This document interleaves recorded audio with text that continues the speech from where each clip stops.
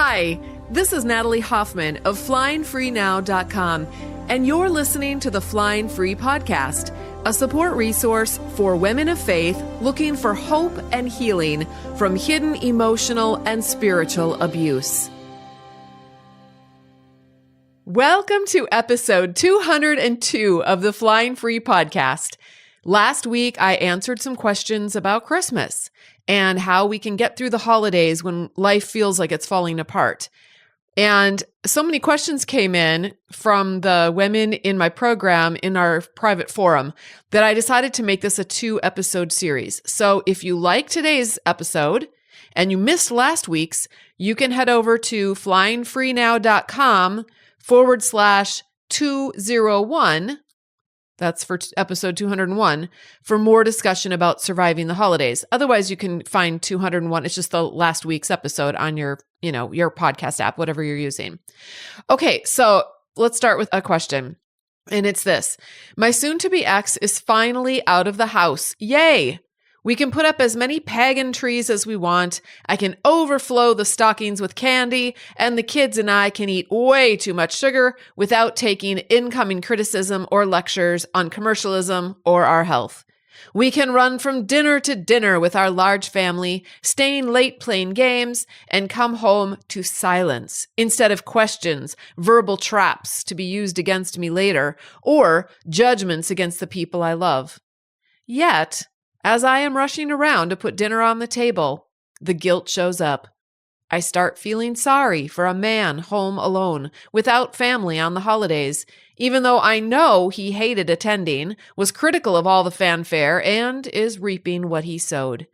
The kids also feel sorry for him, and they still have to endure the lectures too. I feel survivor's guilt, knowing that I get to escape it, and the kids don't. Okay, so remember that feelings come from our thoughts. So if we have the feeling of guilt in our body, that's an indicator of a thought in our brain causing the guilt. So just notice that feeling and say it out loud. I feel guilt in my body. And then ask yourself, what am I believing or thinking that is causing this feeling of guilt in my body? Now, in this case, you might be thinking in terms of where your ex-husband or your soon-to-be ex-husband is at, is you might be thinking maybe he will be alone. And if I was alone, I would be so sad. And therefore, maybe he is sad and it's all my fault because I left him. Or you're thinking something about your kids. Like, I don't have to put up with that anymore, but my kids still do. And it's not fair to them.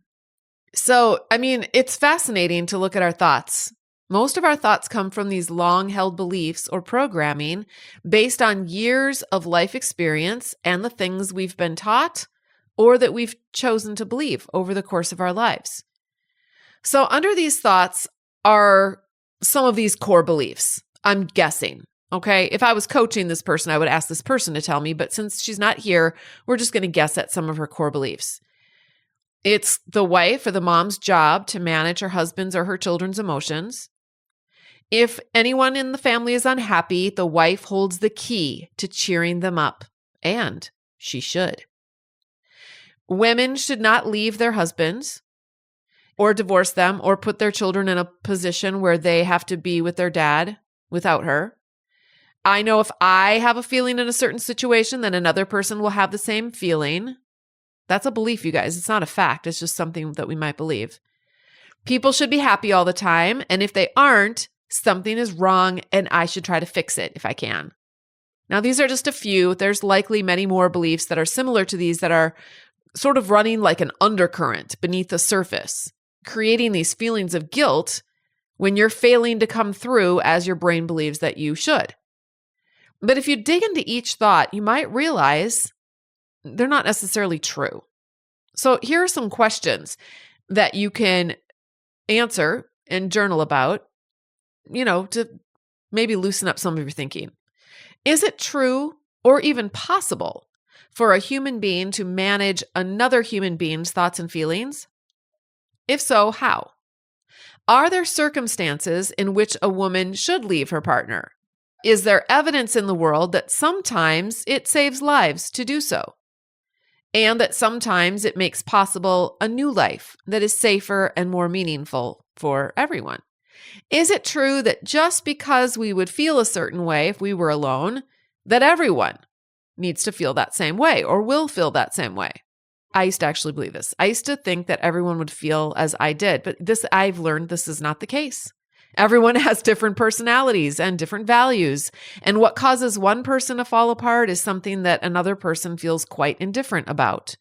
What creates anger in one person might create deep sorrow in another, and utter joy in another.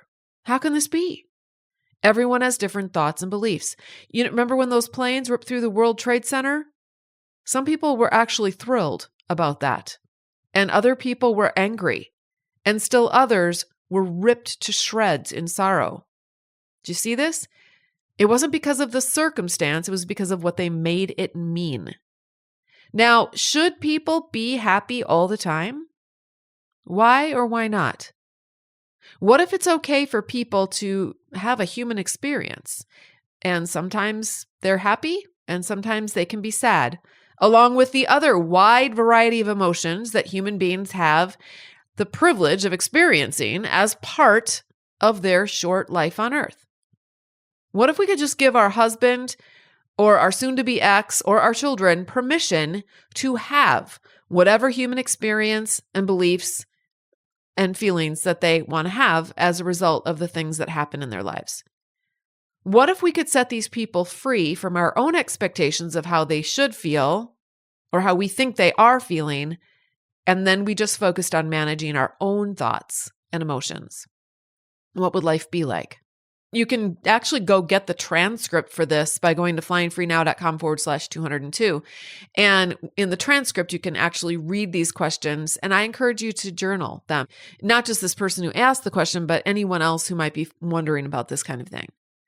You'll get a lot of insight into your brain just by journaling some answers to these kinds of questions. All right, let's read another question.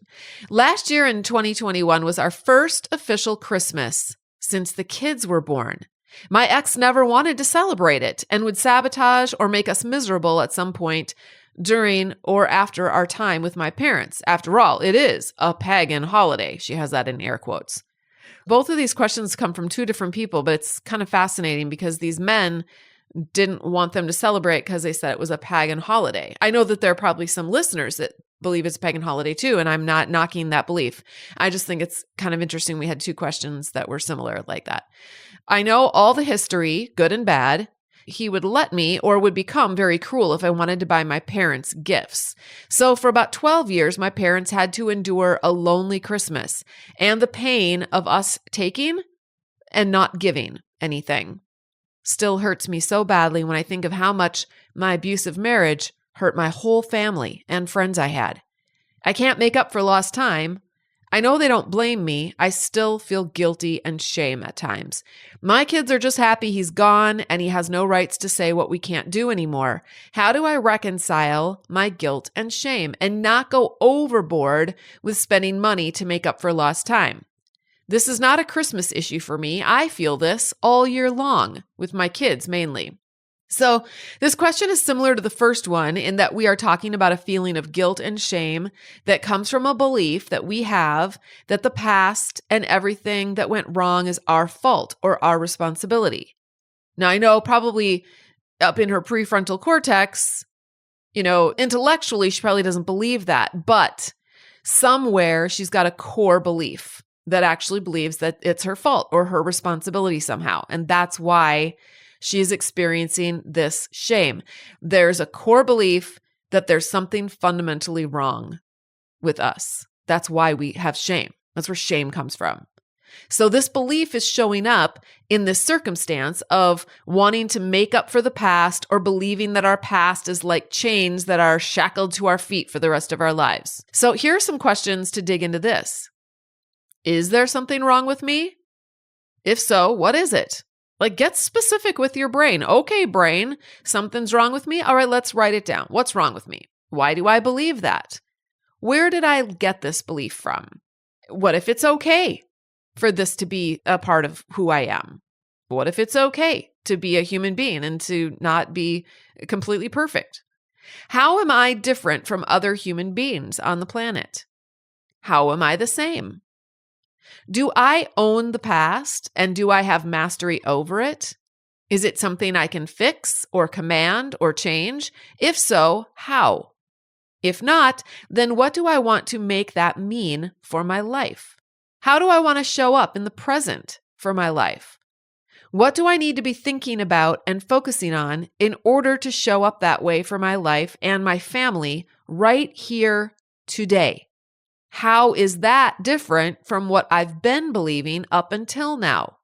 Is it possible to make up for lost time with our kids or ourselves or our loved ones? How? What if it's okay not to make up for lost time, but to instead just enjoy and enter into and relish the time we do have? What would life be like if I believed that was okay? What do I choose to focus on this season? The past or what I have right now in the present? So here's the reality. We don't actually have the past.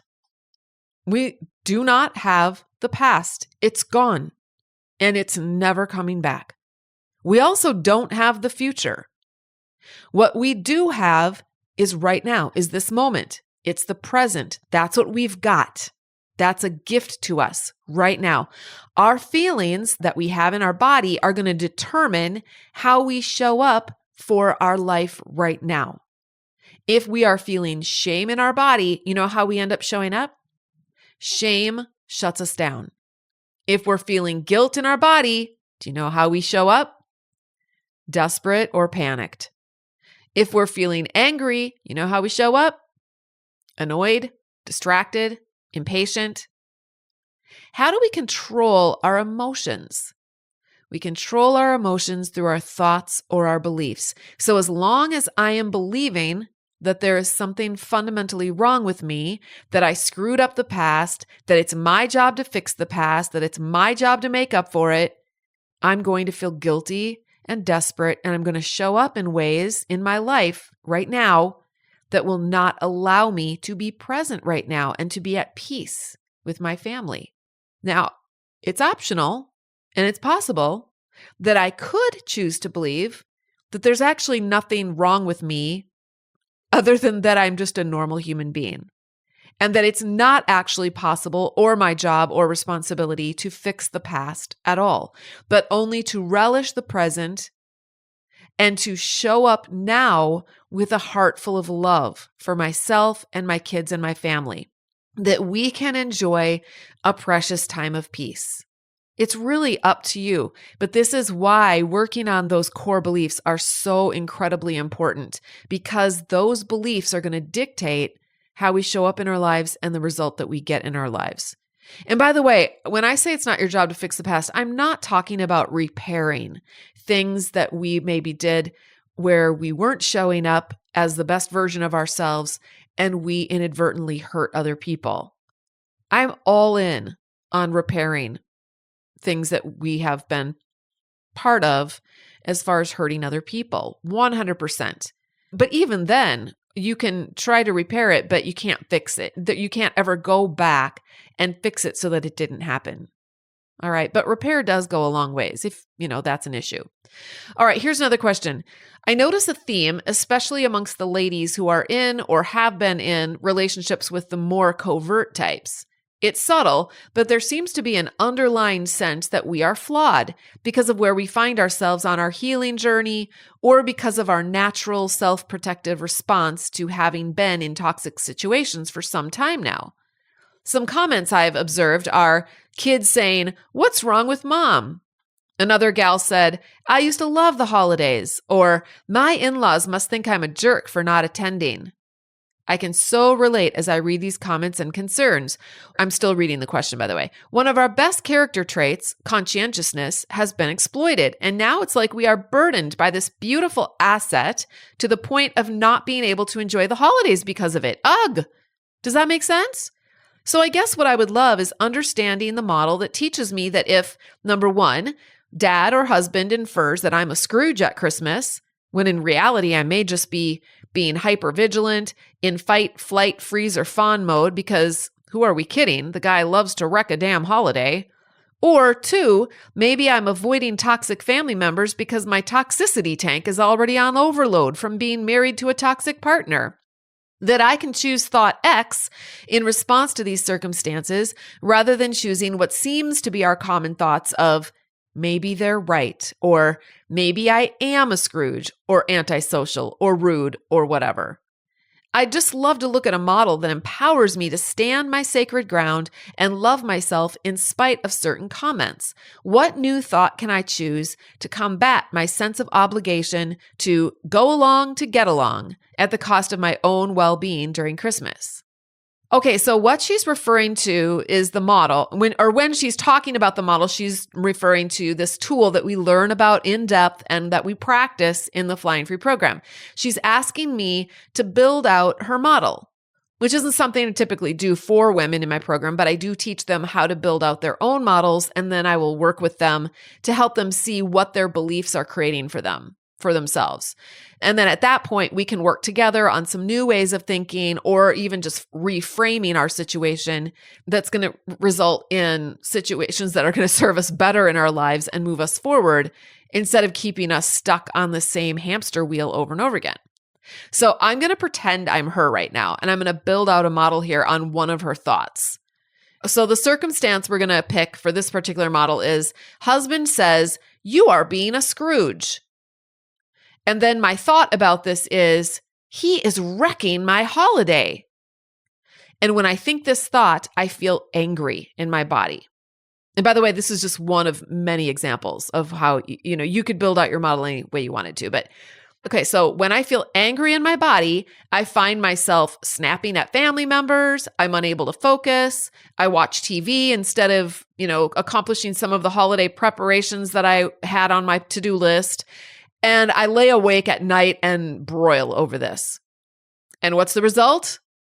I'm wrecking my holiday. Do you see this? My belief that someone else is wrecking my holiday leads to the result that I end up wrecking my holiday. So I've given all the power to have a decent holiday over to someone else that's outside of myself. Do I really want to do this? What if my husband could keep his belief that I'm a Scrooge and I didn't have to make that mean that my holiday would be wrecked?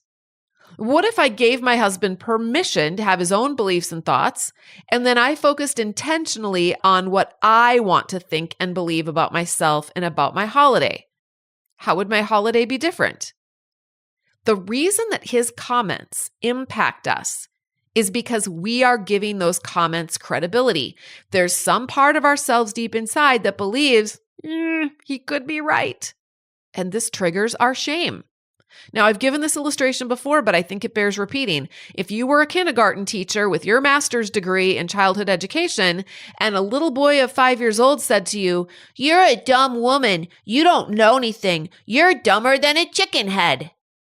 Would you wring your hands in dismay and think, "Oh no, here I've worked so hard to be educated, but I guess I'm still dumb, dumber than a chicken even"? And would you then feel shame or defensive in any way? Not likely. Why? Because the 5-year-old's belief doesn't get more credibility than your own. We know that the 5-year-old doesn't get it. And it's kind of adorable. It's probably mildly irritating, but it's certainly not going to ruin our day. Again, because our thought or belief about what he said is so very different from what we internally know to be true by comparison. So this is your challenge.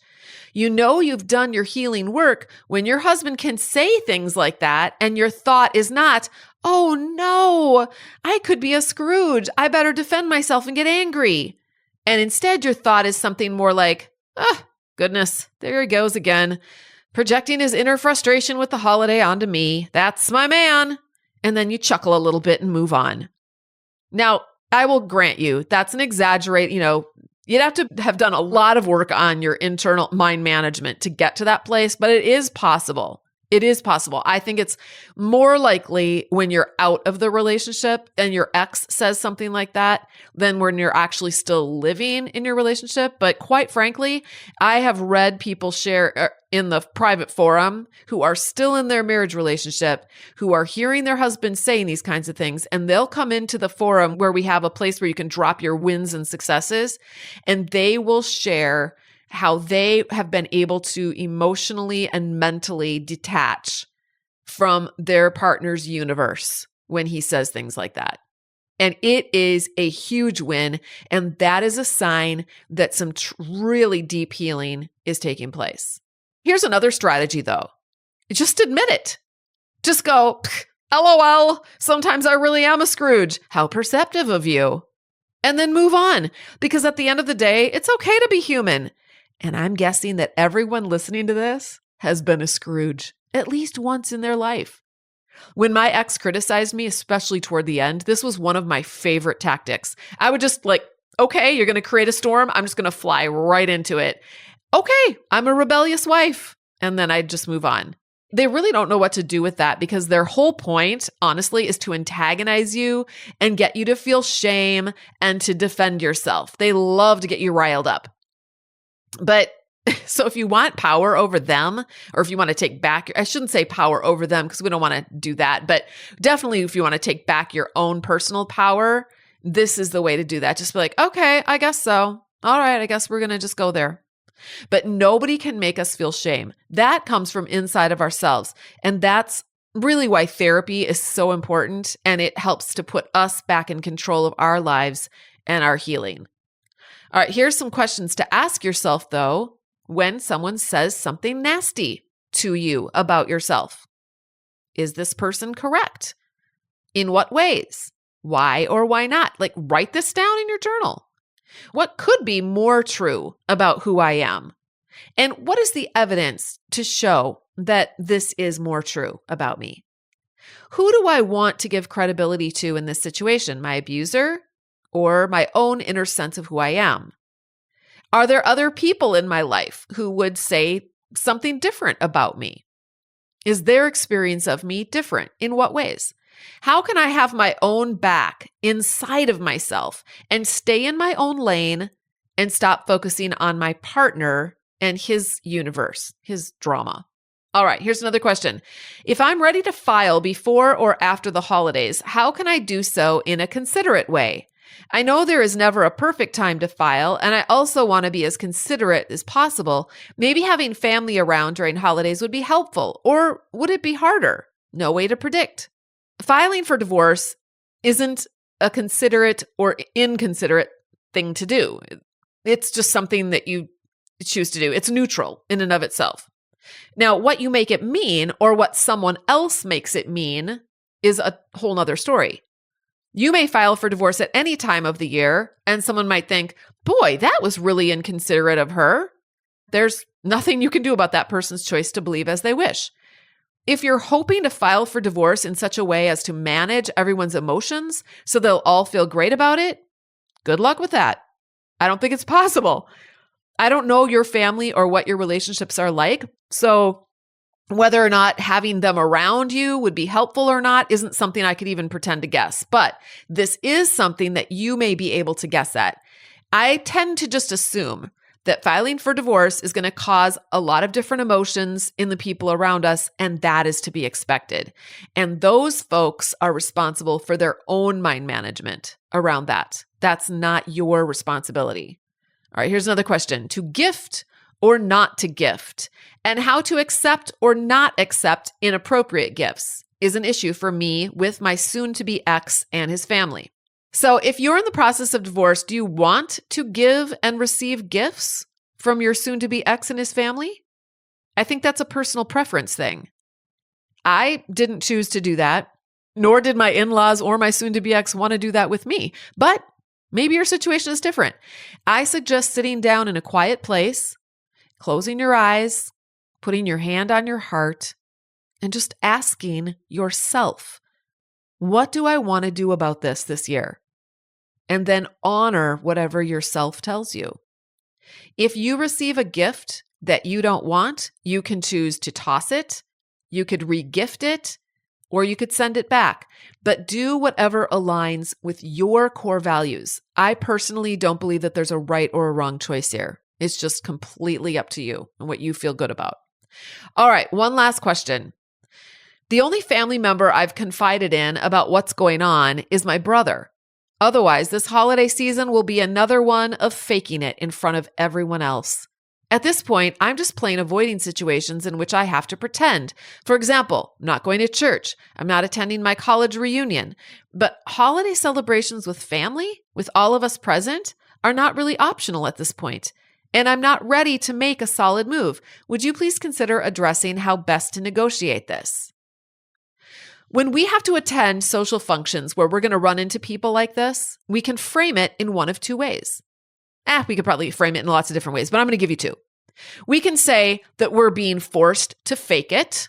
That's one way.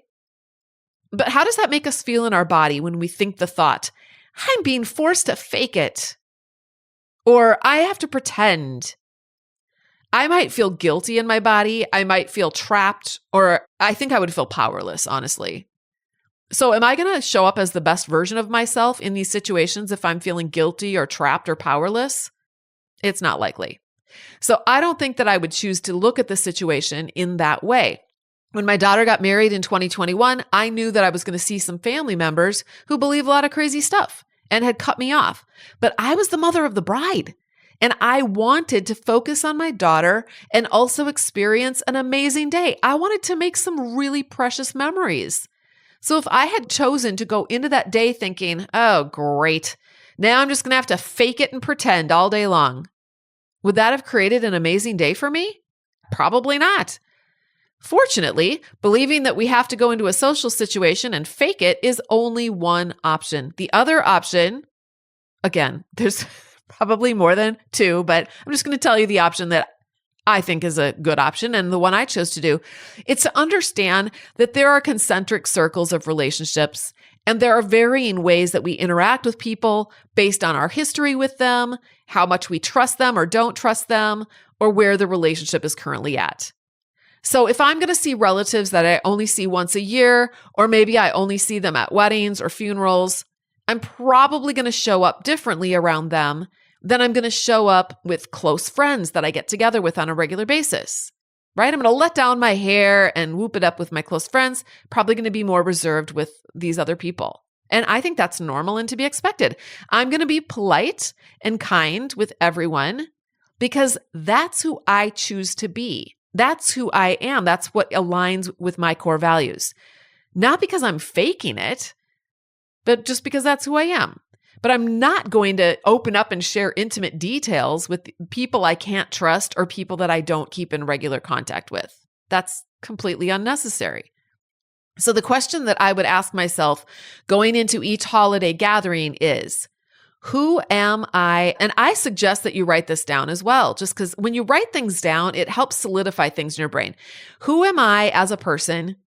And how do I want to show up as myself in this situation, giving or understanding the dynamics that are at play here? And then you just get to decide. I find this to be not fake, but genuinely authentic. All right, that's it for the questions. The holidays can be painful. There's no doubt about it. But I remember a painting I saw when I was a little girl. It was a craggy mountainside with a terrible dark storm that was raging all around. And tucked in this tiny little nook in the side of the mountain was a bird on her nest. This bird had made a small corner of peace and rest in the middle of the storm. And I believe that is possible for us. One space that is all yours and doesn't belong to anyone else is your brain space and your heart space. Your inner world belongs to you. How do you want to create a safe, peaceful place in that world for yourself? You simply get to decide. And if you'd like help with this, I'd love to have you join me inside the Flying Free program. You can learn more and complete an application by going to joinflyingfree.com. Now is a fabulous time to join because I'm going to be reteaching all of our courses live. in 2023.